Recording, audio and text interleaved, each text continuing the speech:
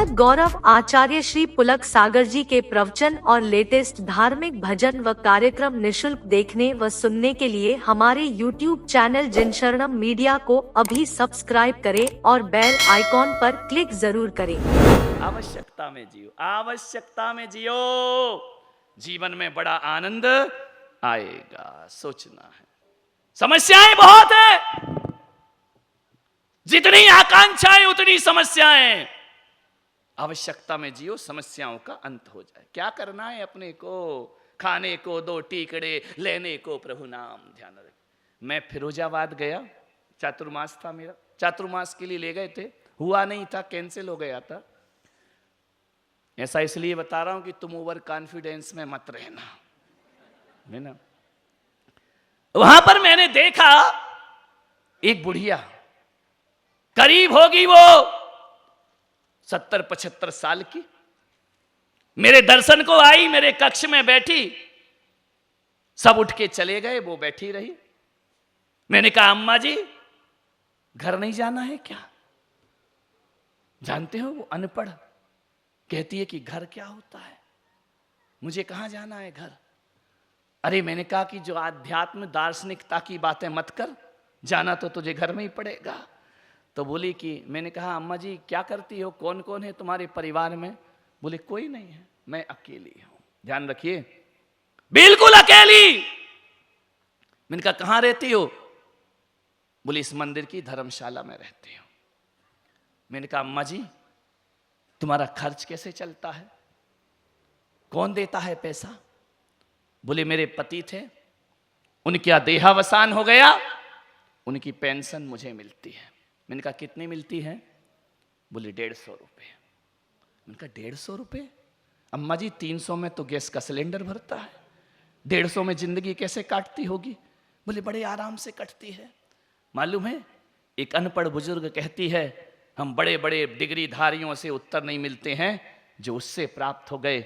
उसने कहा कि महाराज जिंदगी को यदि जीना है तो 150 रुपये भी बहुत होते हैं, और यदि नहीं जीना है तो 1.5 लाख में भी आदमी का कभी पूरा होता नहीं है। कितना भी पैसा कमा लो, आवश्यक आकांक्षाएं कभी पूरी। मैंने कहा 150 में कैसे जीती हो? बोले जी लेती हूं महाराज, 2 जोड़ी कपड़े हैं मेरे पास। मैंने कहा तीसरा जोड़ी समाज के लोग मुझे दे देते हैं, और जब एक जोड़ी और आता है तो पहला जोड़ी मैं निकाल के बाहर 2 से ज्यादा नहीं रखती हूं। मैंने कहा कैसे जीती होगी? मैंने कहा माता जी ये बताओ करती क्या हो? बोले दिन भर पाठशाला पढ़ाती हूं, धर्म का ज्ञान देती हूं। मैंने कहा पढ़ी लिखी कहां तक हो? बोले स्कूल भी नहीं गई।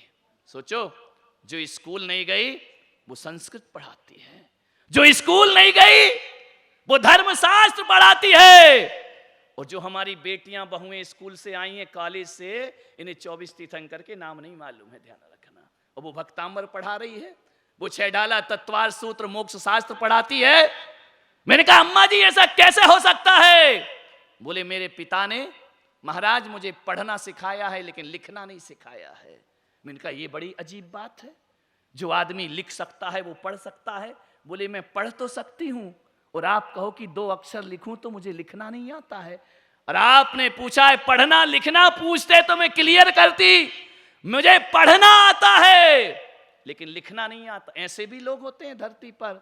मैंने कहा अम्मा जी तुमको लिखना नहीं आता, ऐसे कैसे हो सकता है? बोले मैं पुराने जमाने की हूं, मेरे पिता ने मुझे स्कूल नहीं भेजा। बोले बेटियां स्कूल नहीं जाएं, मैं इस चीज का समर्थन नहीं करता हूं। बेटियों को स्कूल जाना चाहिए, पढ़ना चाहिए, लिखना चाहिए, लेकिन बात जहां मैं ले जा रहा हूं उसे समझने का प्रयास करना। मेरे पिता ने मुझे पढ़ाया नहीं, लिखाया नहीं है। मेरे पिता ने जो भी शिक्षा दी मुझे घर पर शिक्षा दी है। तो मैंने कहा जब तेरे पिता ने पढ़ना सिखाया तो लिखना क्यों नहीं सिखाया? बोले महाराज इसलिए लिखना नहीं सिखाया कि उन्होंने कहा कि बेटी तू पराया धन है, पराए घर जाएगी, और यदि तुझे लिखना आ गया ना तो ससुराल के दुख तू चिट्ठी में लिखकर मेरे पास भेजेगी, और मेरा मन भी दुखी होगा और तेरा मन भी दुखी होगा। जा तू पढ़ना सीख, लेकिन लिखना अब पहले का जमाना ऐसा तो था नहीं कि मोबाइल फटफट दबाया, रोज मैसेज हो रहे हैं। बोले आजकल की बेटियां विदाई के समय रोती नहीं है, खा कर रोएंगी है? रात दिन तो मोबाइल पे लगी हुई है, रात दिन तो एसएमएस हो रहा है, वीडियो कॉलिंग हो रही है, रोए किस बात का? ध्यान रखिए, विचार करना है आपको। बोले मेरे पिता ने कहा है ससुराल में जो कुछ तुझे मिले संघर्ष के साथ सहन करना, लेकिन ससुराल की बुराई कभी पीहर में नहीं करना। क्या सोच थी लोगों की। लिखना आएगा तो चिट्ठी लिखेगी, ये घर भी दुखी रहेगा और वो घर भी दुखी रहे। आराम से जीती हूं मैंने कहा अम्मा जी कोई शिकायत जिंदगी से? बोले मुझे अपनी जिंदगी से कोई शिकायत नहीं है। अब मुझे नहीं मालूम 15-16 साल पहले मैं गया था, अब वो अम्मा है या नहीं है, लेकिन जो शांति और जो धैर्य और जो संतुष्टि मैंने उस बूढ़ी माता में देखा, वो बड़ी बड़ी साध्वियों में भी दिखाई नहीं दिया करता है। ऐसा संतुष्टि का जीवन, ऐसा आवश्यकताओं का जीवन जीना है तो थोड़े में भी काम चल जाता है, और नहीं जीना है तो लाखों की संपदा भी हमारे लिए बेकार हुआ करती है। कैसी जिंदगी जी रहे हैं हम? हमारा ये होना चाहिए, वो होना चाहिए, पूरी जिंदगी आदमी गुजार देता है और लास्ट में कुछ भी हाथ लगता नहीं है। ध्यान रखिए, संतुष्टि में जियो, आवश्यकताओं में जियो।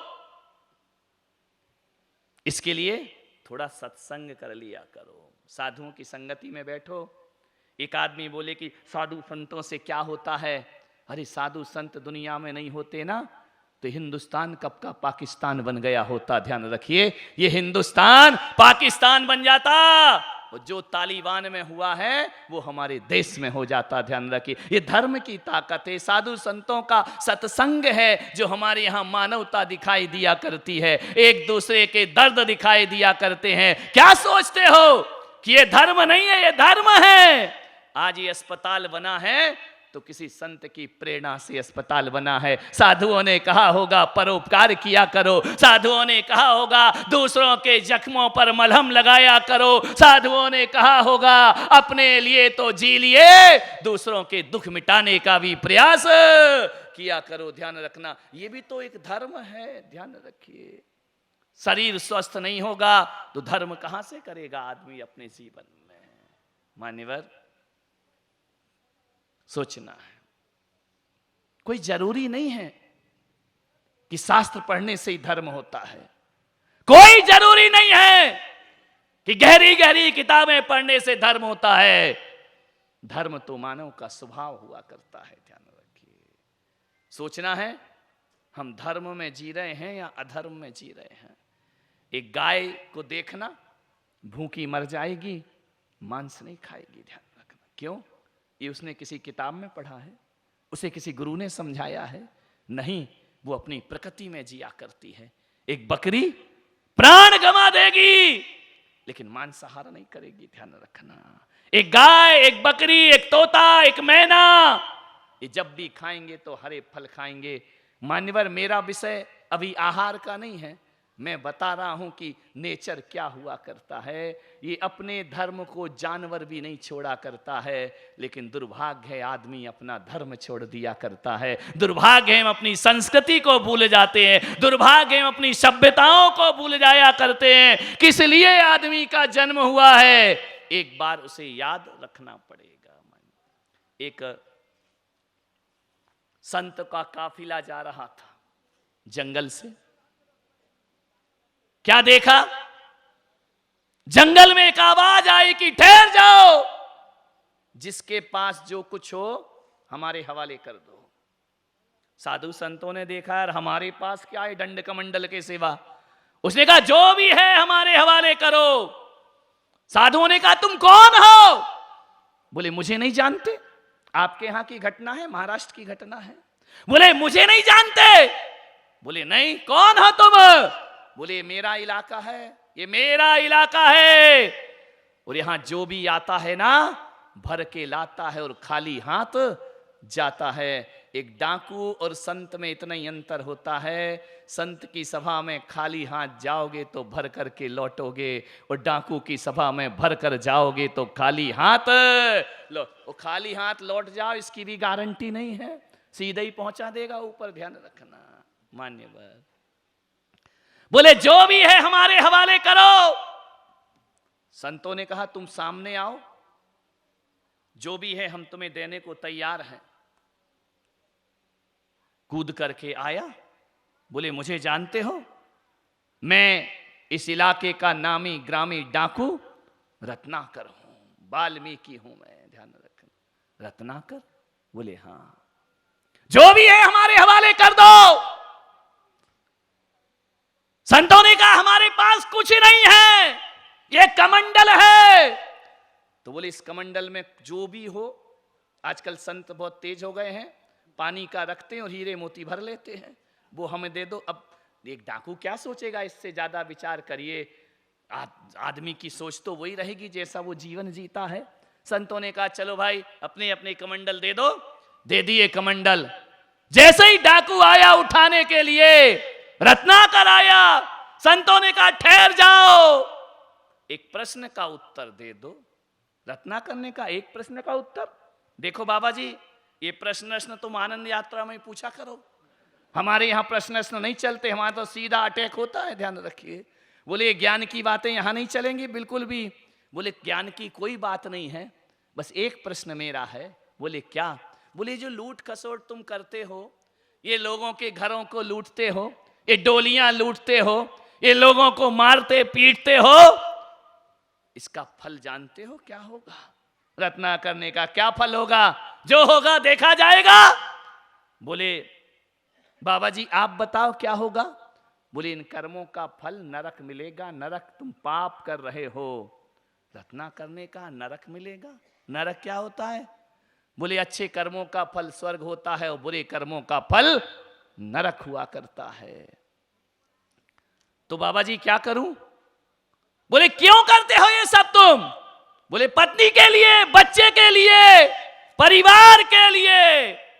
बोले जाकर के जिनके लिए करते हो ना, उनसे पूछ कर आओ कि जब नरक मिलेगा तो कौन कौन तुम्हारे साथ नरक में चलेगा। अरे बोले बहुत तेज दिख रहे हो भाई महाराज बाबा, इतने तेज दिख रहे हो कि मैं पूछने जाऊं और तुम यहां से भाग जाओ, गायब हो जाओ।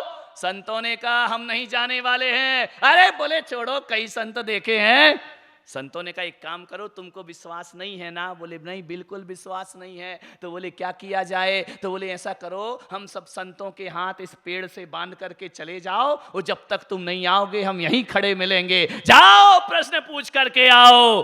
डाकू को बात समझ में आ गई। अब लोगों को जो जैसे उन्हें वैसी बात समझ में आती है, सही समझाओ तो समझ आता नहीं है। उसने कहा कि ठीक है हम चलते हैं। जैसे ही घर पहुंचा, आंगन में मां बैठी हुई थी। मां ने कहा अरे इतने जल्दी आ गया, आज कोई ग्राहक नहीं मिला क्या तुझे? अरे बोले ग्राहक छोड़, बोले आज लूट खसोट माल नहीं मिला क्या? अरे बोले वो भी छोड़, आज मैं माल लेके नहीं आया हूं, आज प्रश्न लेके आया हूं। अरे माने का पागल कहीं का, तू क्या जाने प्रश्न क्या होता है? तू तो ये बता कितना लूटा है। अरे बोले मां एक प्रश्न का उत्तर दे। बोले क्या?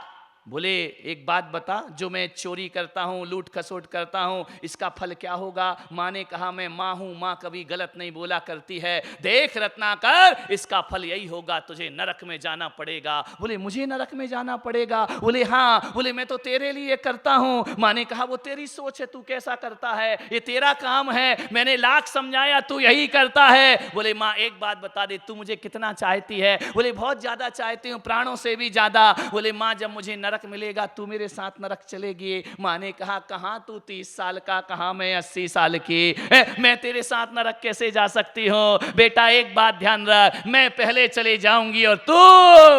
रत्नाकर के दिल में चोट लगी कि मां कह रही है मैं तेरे साथ नरक नहीं जाऊंगी। बोले चलो बीवी से पूछते हैं। बीवी खाना बना रही थी, उसने कहा इतने जल्दी आ गए? बोले बकवास बंद कर, ये बता यदि मैं नरक जाऊंगा तू मेरे साथ चलेगी? बीवी ने कहा पागल है क्या, दिमाग खराब है क्या तेरा, तेरे साथ मैं नरक चलूंगी? बोले अरे तूने तो 7 जन्मों की कसमें खाई थी। बोले वो पंडित ने खिलवाई थी। मुझे तो आज भी याद नहीं कि उसने बोला क्या था। मुझे तो लग रहा था जल्दी चक्कर लगाए छुट्टी पाए। वो पंडित खा रहा था, अपन खाए जा रहे थे। बोले काय का 7 जन्म? अरे उसने कहा पागल तू मजाक मत कर। बोले नहीं मैं बिल्कुल सही बोल रही हूं। बोले देख मैं तेरे लिए चोरी करता हूं, तेरे लिए डाका डालता हूं। बोले 7 फेरे लगा के लाए हो, कैसे कमाना तुम्हारा सिर दर्द है, तुम्हारा लुकआउट है, मेरा नहीं है। मेरा काम तो वैसा लाओ, खाना खाओ, मौज उड़ाओ, तुम्हारे कर्मों का फल तुम्हें मिलेगा। उसको चोट पहुंची। ये क्या कह रही है पत्नी? बोले सच कह रही हूं लेकिन कड़वा है। कोई किसी के साथ जाने वाला हताश हो गया। बच्चों से पूछा बेटा एक बात बताओ, मैं चोरी करता हूं इसका फल नरक है, क्या तुम मेरे साथ नरक चलोगे? बच्चों ने कहा पापा कैसी बात करते हो, हम क्यों नरक में जाएंगे? जरूरी थोड़ी है कि डाकू का बेटा डाकू बने, हम तो ईमानदार बनेंगे, हम तो अच्छी जिंदगी जिएंगे। पापा तुम्हारे कर्मों का फल तुम्हें मिलेगा और हमारे कर्मों का फल हमें मिलेगा। यहां कोई किसी के साथ आने जाने वाला। उसे लगा यार किस भ्रम में जी रहा था मैं, किस में पड़ा हुआ था, किस बातों में पड़ा था। लौट करके आया ढीला ढीला थका हुआ सा, गया था तो बिजली की चमक के समान गया था, आया तो ऐसे लौटा जैसे जुए से कोई हारा हुआ जुआरी लौटा करता है। जैसे ही लौटा संतों ने कहा रत्नाकर उत्तर मिल गया। बोले हाँ संत जी उत्तर मिल गया। बोले क्या उत्तर मिला? बोले जो जिंदगी में नहीं मिला वो उत्तर मुझे आज प्राप्त हो गया। किस भ्रांति में मैं जी रहा था, परिवार के लिए, बच्चों के लिए, बेटों के लिए। बोले उत्तर क्या मिला? बोले एक ही उत्तर मिला है, ये दुनिया है महाराज। संत जी ये दुनिया है। आज दुनिया है तो क्या हुआ, क्या उत्तर लाया है? बोले एक ही उत्तर लाया हूं, ये दुनिया है, ये माल में साथ देती है लेकिन मार में कोई भी साथ नहीं दिया करता है। जब तक मेरे पास माल है सब मुझे जय जिनेंद्र राम राम करेंगे, और जब मुझे मार पड़ेगी ना तो कोई भी मेरे साथ आने वाला नहीं है। मान्यवर वो तो सुधर गया, नासिक वालों तुम कब सुधरोगे? विचार करिए। उसने कहा संत जी मेरे उद्धार का रास्ता बताओ। संत ने कहा एक काम करो, यहीं बैठो, राम राम जपा करो। राम राम जपूंगा बस। बोले चोरी ओरी सब बंद कर दो, राम राम जपो। बोले राम राम जपने से मेरा कल्याण हो जाएगा? बोले हो जाएगा। 2 ही अक्षर याद रखना, राम राम राम राम राम। संतों ने उसे मंत्र दिया और संत चले गए। संतों का काम क्या है? आना, जगाना और अभी से, अभी तो तुम जागे भी नहीं हो, चले जाना, ध्यान रखिए। राम राम जपरा कहानी आपको मालूम है। जिंदगी भर हराम की खाई वो राम की क्या जाने। विचार करिए, राम राम की जगह मरा मरा जपने लगा। मरा मरा मरा मंत्र ही भूल गया। मरा मरा मरा मरा मरा मरा मरा मरा बोलते रहो। 100 बार बोलो जरा मरा मरा। 100 बार बोलोगे मरा मरा क्या बन जाएगा? राम राम बन जाएगा।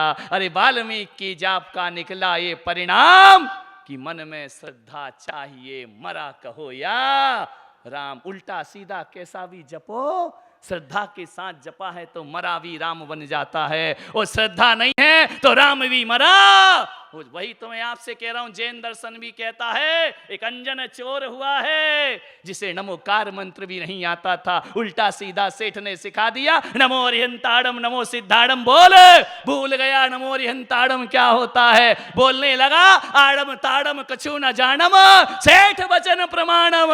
आड़म ताड़म कहकर भी अंजन जैसे चोर देवत्व को प्राप्त हो जाया करते हैं। आपसे निवेदन है मंत्र गलत हो जाए तो चिंता मत करना। आज के प्रवचन का सार है मंत्र गलत हो जाए तो परवाह नहीं करना। मंत्र गलत हो लेकिन आदमी का मन सही होना चाहिए। यदि मन सही है तो गलत मंत्र भी आपको सिद्धि प्रदान। आपके पास मंत्र तो सही है, नमोकार मंत्र जितना शुद्ध तुम पढ़ते उतना अंजन चोर नहीं पढ़ पाता था। तुम्हारे पास मंत्र तो सही है, क्या गलत है? बोलो अभी तो बोल दो ईमानदारी से, मन गलत है ध्यान रखिए। और मैं पुलक सागर कहता हूं, मन सही रखो, मंत्र की परवाह करने की कोई जरूरत नहीं हुआ करती है।